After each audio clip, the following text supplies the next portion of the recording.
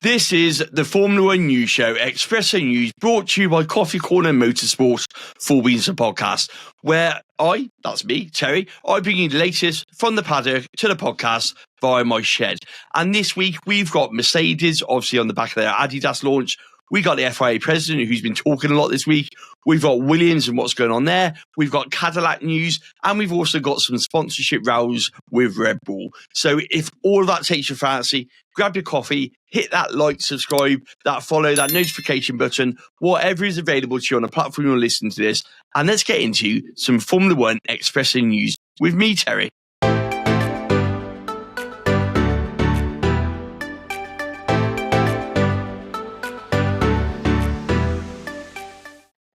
Right. Now, straight off, my voice is recovering from the dreaded man flu. I've dragged myself out of my bed because that's what we do when we're blokes, isn't it? We just die when we have a common cold. But on a serious note, my voice got taken out at the start of the week, and it's only just recovering. So you're gonna have to bear with me if it doesn't hold out for the whole of the show. But we've got about 30 minutes of the latest Formula One news. I don't take up any more of your time. This is designed to be a quick snapshot of what's going on in the world of Formula One, and just taking the latest from my Formula One page, which is, of course, Coffee Corner Motorsport on all social media, and just bringing you a little bit more detail, some of the stories that caught my attention whilst I've been writing those headlines throughout the course of the past week since last podcast. Now, if you haven't already, please go and check out the previous episodes that are available since we started doing the weekly show. I think we're on week 4, week 5 now. So if you do get a chance, go and check those ones out as well. I'd really appreciate it. Without a shadow of a doubt, let's get into some news. Let's talk about Mercedes. Now, they've done a lot of talking. They obviously launched their new Adidas range this week. Toto Wolff confirmed it is Adidas, not Adidas, not anything like that, before everyone comes at me that I'm pronouncing it wrong. The people at Adidas said it's Adidas, so do you know what? We'll go with them. But yeah, they launched their new clothing range this week. I've managed to get a hold of a couple of tops. I must say, it's expensive. The quality is good in terms of Formula One merch. Those who follow me and follow, obviously, on social media will know I'm a sucker for Formula One merch. So I naturally went out and got this Formula One merch. Now, it is good quality. Sizing's good, but it is rather pricey. There's a couple of driver t-shirt options. So you got a more expensive £100 driver t-shirt option. I went for the cheaper one. It's just missing a bit of blue on the collar and on the sleeves, but saved me 25 quid. But yeah, some of the jackets are like £300. So yeah, be prepared to shell out, because Formula One merch is definitely going the wrong way in terms of pricing for the everyday fan. That's for sure. And with every team launching new merch every season, it's becoming a bit like football shirts, really. Very expensive hobby to be in. I normally take part in sales shopping. I've done a couple of the new ones this time. I didn't buy any Mercedes merch last year deliberately because I knew that Adidas were coming on board. But like I say, I'm wearing it. The quality is good. I got it underneath this one. So those watching it on the video will just see there. Good quality. Is it worth the price? I'll leave that one up to you. It's definitely a buy which you might have to. But let's talk about what's actually been going on, because naturally, with a launch of a new range came all of the press and media interviews that went with it. And it's pretty much the first time we've heard from Mercedes since the winter break, and obviously since Lewis went. So they obviously had George there, they had Toto there, they had Valtteri there, they had Kimi there. George has been talking about how he's ready to take that step up as a team leader for Mercedes, how he's ready to become a world champion if the car, of course, is in that place.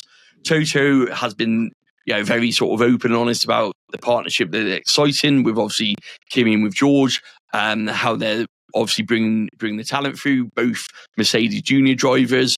So that Toto's very proud of doing. He talked about that iconic photo with Lewis at Ferrari, saying that he has, of course, spoken to Lewis and that it felt a bit like a divorce and kind of, I suppose, seeing your ex move on.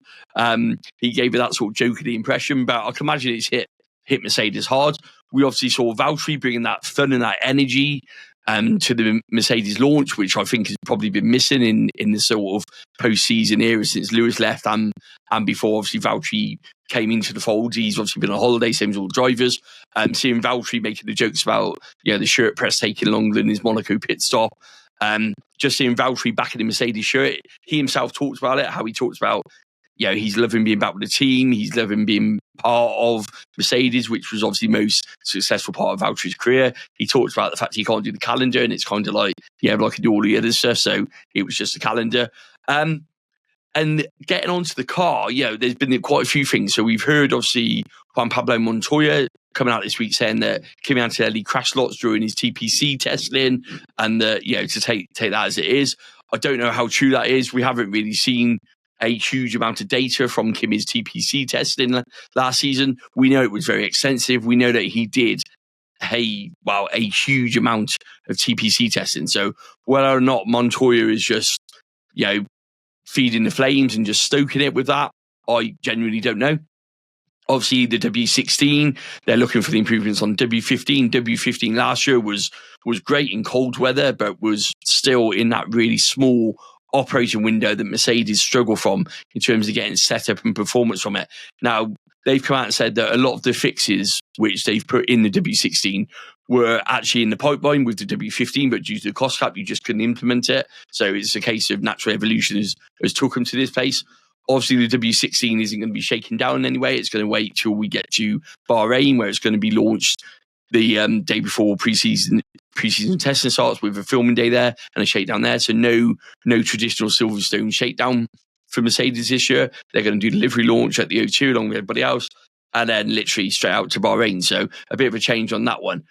But it just kind of gets you thinking about, obviously Mercedes being in this rather...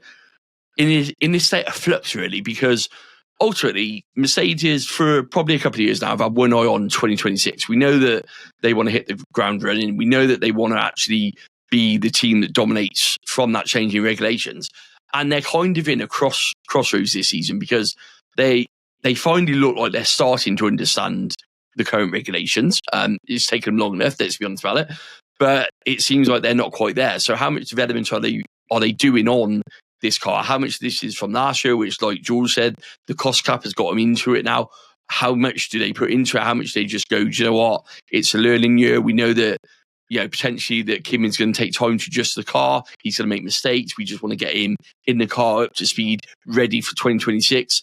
I think that's key to Mercedes and their season. I think George, whilst he wants to win, probably has to be a bit realistic that are Mercedes suddenly going to be a championship contending car? Nothing that I'm hearing or seeing makes me think they've made enough of a leap, if I'm honest. But then likewise, I don't have that information. I'm not privy to what's gone on over the winter period. So I don't know where the focus has been in terms of development, and whether or not Mercedes had enough in the pipeline to make the W16 a championship winning car. Or in fact, is it a case of, do you know what? We're just going to have a season of consolidation again, hopefully snatch some podiums, maybe a couple of wins again, and then all eyes on 2026. Obviously, use that time to embed Kimi into the team to make sure that actually he's up to speed, he knows what he's doing. So, I really don't know what to make of Mercedes this year. They're not talking a lot about it. Toto Wolff has actually come out and said that he wants to wait and see the car on the track before he makes bold predictions. Obviously, Mercedes has been caught up beforehand, so that's probably in line with that as well. He does want to come out and say, yes, we made fantastic gains. The other thing, of course, we don't know is what gains the other teams have made. So whilst every team, you can copy and paste a standard reply on social media at the moment, which is X team has, found X amount of time, and X team is struggling with this because of this, and X team have got 1 second in the wind tunnel. Realistically, we don't know. There's an idea. Of course, there is. Simulations give us an idea. But these teams will deliver the hype deliberately. They will build themselves up. They will try and knock others down. Other teams will underplay it. That's in their nature. Until those cars hit that track, we won't know who's got it right, who's got it wrong. Even with an evolution of the rules like we got. We know in the final year of it, we know we've got that bit of talk about the flexi wings, and obviously what's coming in from Barcelona in terms of the changes there. But ultimately, not even pre-season testing will tell us that. It's that qualifying session at that opening race in Australia, when those engines are turned up and when the covers are all off the car, when it's cards on the table, that's when we know who's got it right, I suppose, who's got it actually to a point where they can be seriously a title contender potentially, and who's just so far off the pace, it's going to be a long season to get them back from.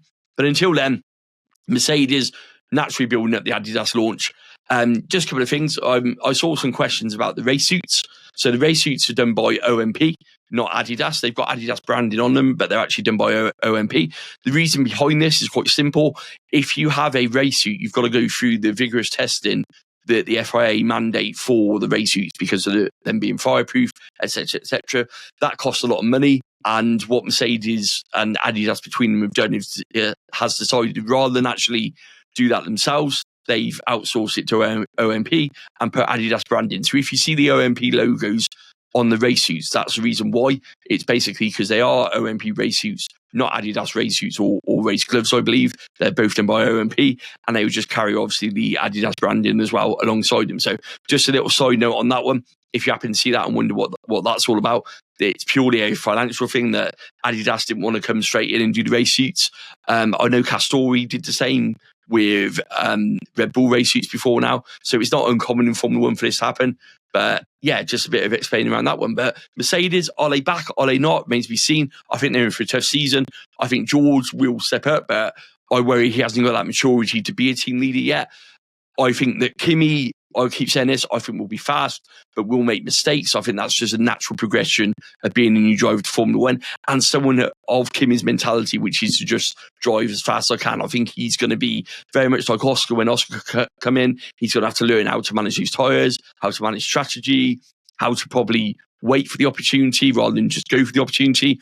All those things are going to come with experience. So I'm kind of expecting Kimi to make some mistakes, but I'm also expecting Kimi to be really fast and potentially take the challenge to George. So it's going to be really the dynamic between those two. Interesting to see what happens with George if Kimi comes out all guns blazing and is naturally fast, but just hasn't got that race pace. So we might see a situation, I suppose, very similar to what we had at McLaren when Oscar first come on board and showed those flashes of just speed, but then obviously eventually lost out in the race due to the fact he just didn't have that race experience on how to manage stuff. So I'm really intrigued to see how that one comes along. I'm really intrigued to see what Mercedes has done with the car. I just want to see what's going to happen on track now. It's quite an exciting proposition, but also probably quite a nervous one if you're a Mercedes fan. Right. Let's get on to the FIA president. Now, he's had a lot to say this week. He's been doing a conference, which obviously has involved a huge amount of media and a huge amount of press. So he's been talking all sorts, from swearing to race directors to banning the team radio. There's been lots of talk coming from the FIA president, Mohammed Ben Sulayem, this week. So let's just strip it all back and just what is he talking about. So we all know that the swearing is to do with these latest regulations from the FIA. Now, the FIA president has come out and said that he believes that they're role models and actually he believes that they should be setting an example to the public who invariably watch the sport and are there in terms of an audience. Now, you've got to remember, there is a big shift in the target audience of Formula 1. This shift is coming on the back of a lot of merchandising deal. You'll see Lego behind me. We all know about the Lego range that's due to drop anytime soon. It's due on the 1st of March. The little smaller sets have already dropped, but the bigger sets will all come out 1st of March. We know about the Hot Wheels collaboration. We know about, obviously, F1 Kids in terms of the TV that Sky are doing. So we know that there is a distinct shift towards a younger demographic in terms of Formula 1 marketing and some of the partnerships they're doing. Now, those partnerships, quite rightly, will not want the foul language and abuse on the streams for that reason. And Formula 1, despite this coming from the FIA, will no doubt have a opinion on this and kind of be backing the FIA president in an uncalled sort of way. Not publicly enough to annoy the teams and drivers, but probably enough to tell the FIA president, you carry on. This is what you're doing, because actually that fits exactly with our target market and what we're currently trying to do in terms of bringing younger fans into the sport. Now, I've talked about this on the podcast, and for me, it's split into two very, very fine areas. With regards to the swearing, if you're in a press conference and it's a controlled environment, or it's an interview, or it's a media commitment that you're doing and you choose you swearing, I feel that the FIA should be able to come down and feel the full force of whatever punishments they got in place. Whether or not it should be as severe as what they've done, it's kind of by the by. Those are the rules. And if you're in a press conference swearing, then do you know what? Actually, you deserve the book, whatever that book looks like being thrown at you. My point goes back to this situation, which is in a race. Now, when you're in that race situation, when you're in a car, when you're in that heat of the moment, F1 has made the sport accessible by giving us access to things like the radio messages, by giving us live onboard footage, by letting us press the red button, as Crofty would say, and go on board with the drivers. Now, in turn, that's put the drivers under intense scrutiny, without any sort of media limitations, without any sort of damage limitations being done by the teams. This open and censored air on the team radio. Now, if you're involved in an accident, a collision, a moment, we've all done it in road rage, someone cuts you up, you don't turn around and go, oh, I'm terribly sorry. You do lose the plot a bit sometimes, or at least some of us do anyway. And, the odd word has slipped out accidentally. Now, it's not meant in any derogatory or nasty way. It's just come out. That will happen in Formula One with, 20 drivers all jostling for position, small area, incidents happen. You are naturally going to get that. Now, you've got two options, haven't you? You either, one, bleep it out and make the team radio slightly delayed, which kind of defeats the purpose of it. Or two, you make sure that the team radio can only be accessed if you're over an age restriction, which I'm not sure how you do that, if I'm honest. But the banning the team radio feels like a step back. It feels like we would lose a lot from the sport. I'm one who listens to team radio when I watch the Grand Prix. I'm an avid listener to the team radio, especially if there's a title battle going on. I like to know what the teams are doing and what's going on with the drivers. I would certainly miss team radio.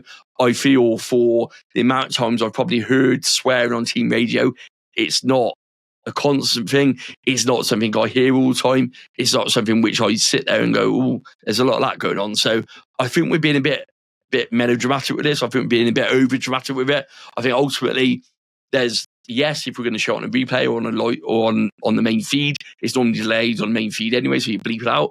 I just think it's being made a mount out of a molehill on this one. Like I said, I agree with it if it's in a press conference. If it's in a car, let them be drivers. Come on, you can't expect them to be robots. You want robots, put robots in there. They're humans with emotions, and those emotions are gonna come out in the heat of the moment. You don't, if you mic up a football match, for example, for the whole 90 minutes of a football match, I can guarantee there'd be a huge amount on there you'd be bleeping out. So I'm not too sure why it's so different in Formula One or why it's being made such a big deal. In terms of the other bits he's come out of, he talks about obviously race directors. He talks about, it's a bit confusing because the FIA president said they might go to the rotational race directors they had. The FIA have since come out and said that Rui Marks, who stepped in from Las Vegas when 𝐼𝐴 stepped down, he's going to be full-time. So I'm not quite sure what's going on with that. I'm not quite sure whether or not that's a miscommunication or whether or not they still think they might alternate at some point. I don't really know. I think it needs to be one person. I think it needs, if that person is there and employed to do that job, I'm pretty sure the race director is a paid role within the FIA. I could be wrong on that one, but there are some roles that are paid. So even though we talked about stewards not being professional, there are certain roles in the FIA which are a paid role, and a race director should certainly be in that bracket and should be the same throughout, along with, of course, a deputy who can step in. I don't feel that the race director should do all of the series. I think that they maybe need to look at that. But yeah, that's it for the FIA really. Lots of talk about their new stewarding system they got. That's where the FIA president was. I'm excited to see that coming out on a serious note. I'm excited to see that move forward. I think that that's definitely a way forward. I just hope that they use the opportunity to get some good people on board from the off and train them up to a really good level before they go ahead for it. Otherwise, you're setting up for failure. So I don't know how you apply. I'll try and find out some details and make a video on it if I can find out. But I think the idea is you get involved with your local motorsports and then work your way up. So let's talk Williams.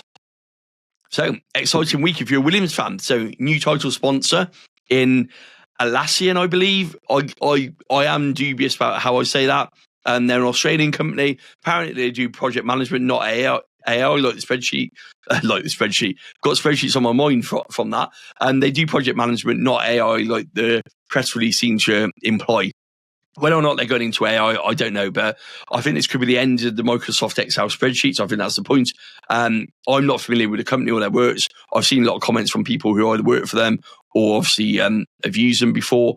I think it's a step in the right direction. It's great to see a title partner with Williams. First one since Rocket all those years ago. So first one for a while, biggest one they've ever signed. It's fantastic for the team to be on the way up. Obviously helped by having two really commercial, likeable drivers, two high-profile drivers, I must add, obviously in Carlos and Alex. We know that they're going to launch with their car launch, which is on Valentine's Day.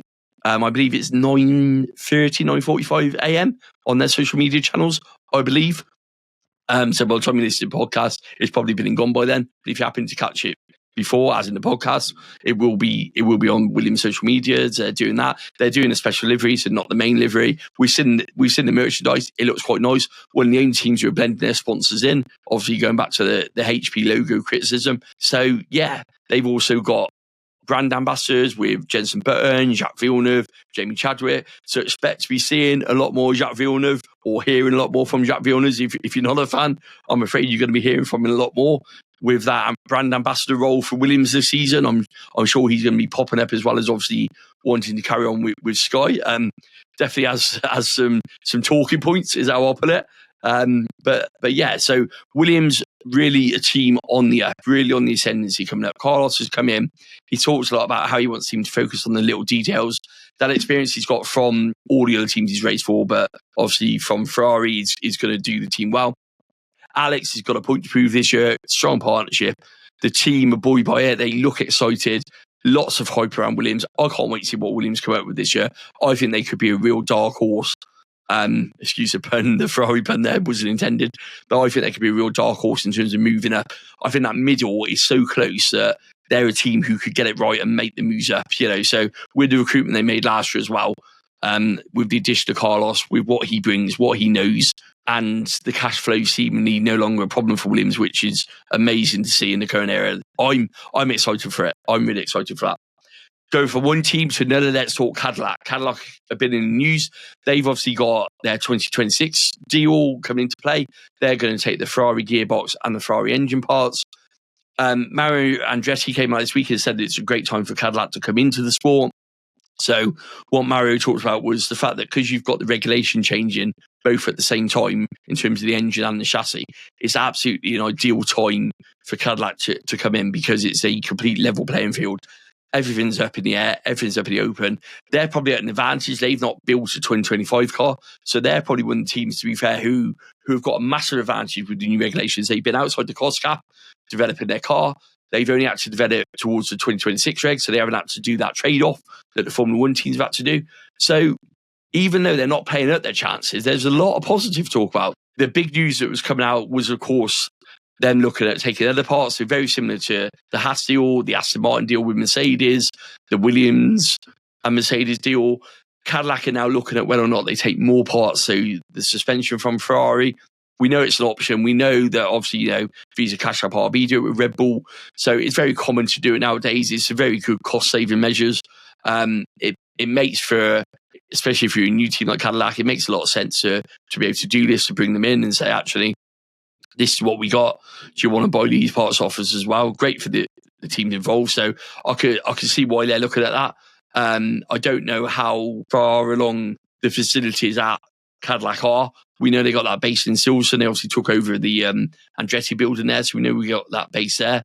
I don't know how much they produce there. I'm not too sure what their workforce is at. So it certainly might make sense to buy a lot of parts before you come in to obviously get that up and running. It might mean a compromised performance. We saw that with Haas, where actually they were able to stay in the midfield but not be too competitive because there was a slight delay on getting those parts from Ferrari. Traditionally, the problem getting parts from a sister team as such, or a tie-up team, I should say, rather than a sister team, because they don't own each other. But if you're getting parts from them, invariably you got to wait for them to make the upgrades. You got to wait for them to find what the issue is within that part and develop it and get it back to the track, and then change your part over. So it does create a bit of a lag in terms of your development, and also it does obviously hinder your design, because you've got to hinder your design to compensate those parts 100% rather than design your own to fit your car. So it does become a bit more of a jigsaw with regards to the car design if you do that and do it that way. So it's one of those where they're coming in. Ironically, they've not yet had their entry approved yet, so we're still waiting for Formula One and the FIA to formally approve them.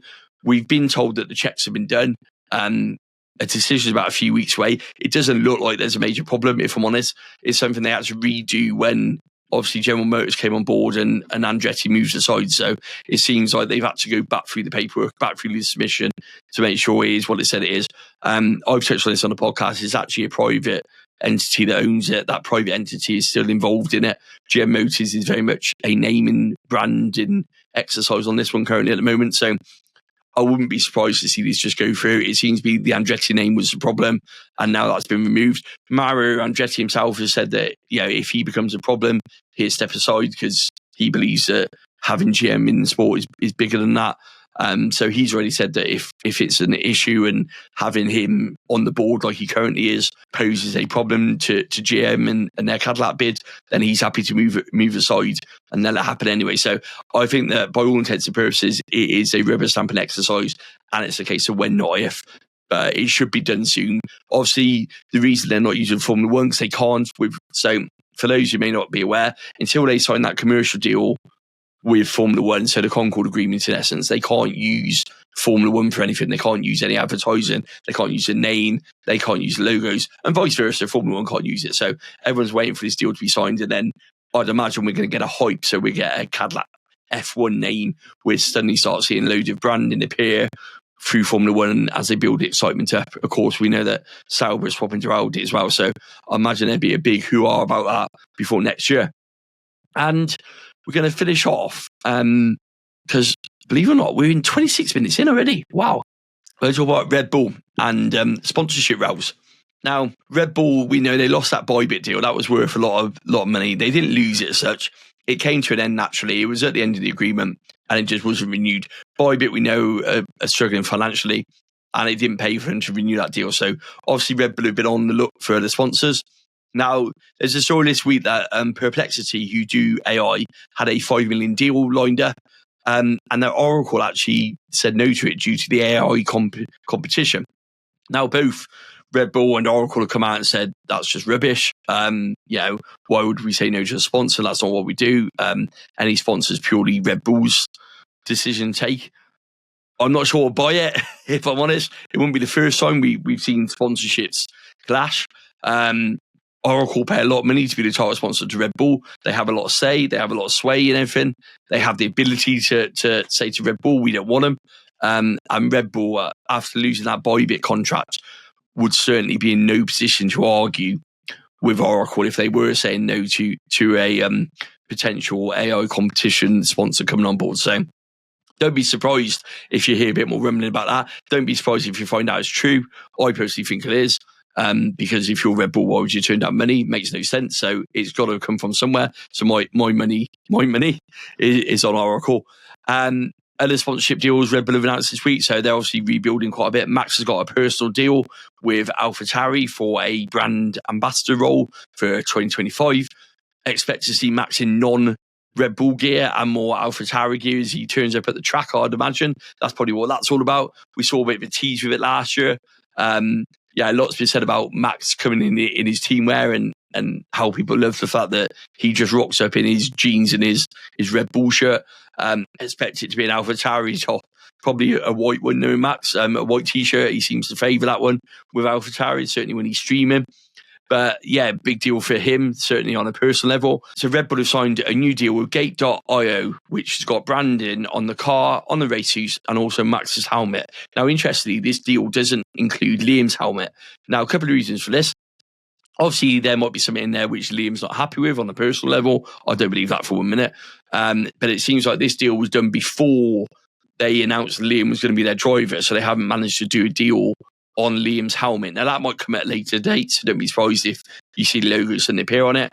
But as it currently stands, it will only be on Max's helmet, not only Liam's helmet, but will be on the race suits and will, of course, be on the RB21. So, yeah, just a bit of branding news. Quite interested to see all the sponsors now coming into play, moving and shaking. We know that, obviously, Williams, alongside their new title sponsor, obviously have Santander this year.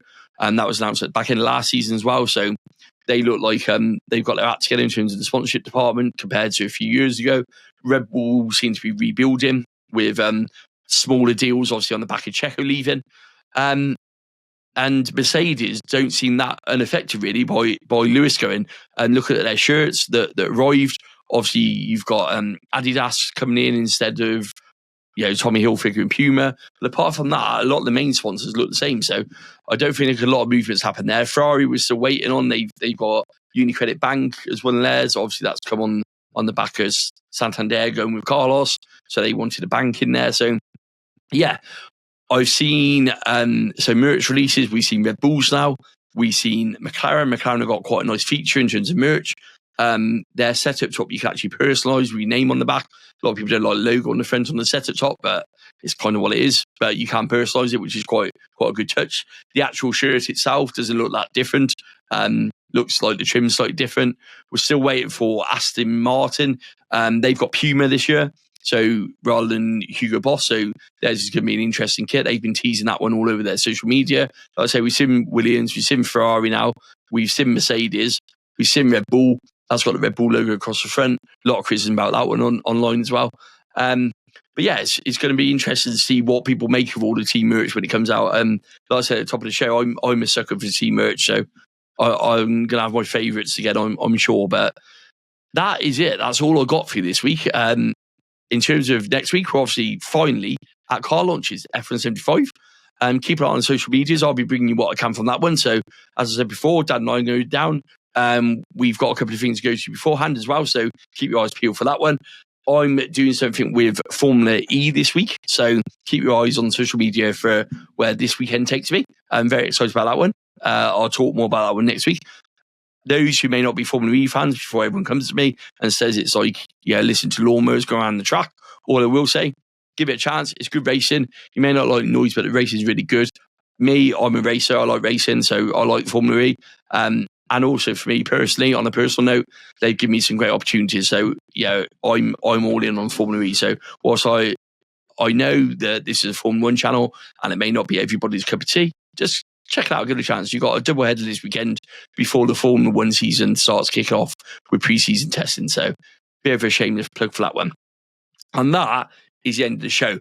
My voice is just starting to go, so I'm going to call it a day on that one. As I said before, really appreciate you tuning in. Yeah, I've really loved the comments I'll be getting about doing the weekly show. I've loved the fact that everyone enjoys this weekly show. And yeah, so as long as you're all happy with me doing it, I want to continue doing it. And like I said before, if you haven't already, hit me up on the social medias. It is Coffee Corner Motorsport across all of the channels now. And don't forget, you've been listening to me, Terry. This is Coffee Corner Motorsport, Four Beans the podcast. And this is your Formula 1 weekly news show, Espresso News. Don't forget, there's a like, a subscribe, a follow, and that little notification button to keep you up to date with all of the latest from the paddock to the podcast. Catch you next week.